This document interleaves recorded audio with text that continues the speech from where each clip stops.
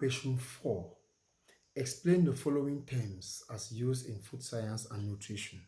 Saturated fatty acid, monounsaturated fatty acid, polyunsaturated fatty acid, cis fatty acid, and trans fatty acids with examples for 15 marks. 1. Saturated fatty acids are fatty acids that do not have double bonds in the hydrocarbon chain. The hydrocarbon chain is saturated with hydrogen atoms, for example, palmitic acid, stearic acid.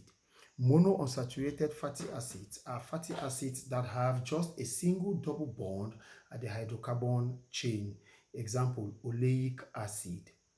Polyunsaturated fatty acids are fatty acids that have two or more double bonds at the hydrocarbon chain.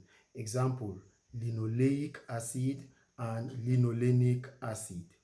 A cis fatty acid is an unsaturated fatty acid in which the hydrogen atoms at the double bond are at the same side of the carbon atoms.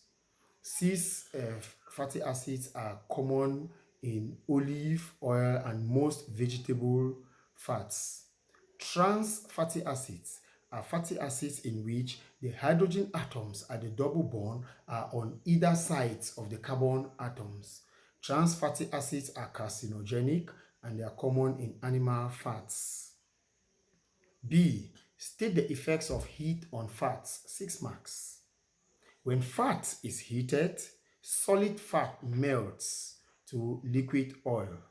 When you continue heating, the molecule becomes thin and decomposes to fatty acids and glycerol. At the smoke point, it starts producing smoke. If you continue heating at very high temperature and it reaches a flash point, it ignites and burns, leaving a blue haze. C. What do you understand by biological value of protein?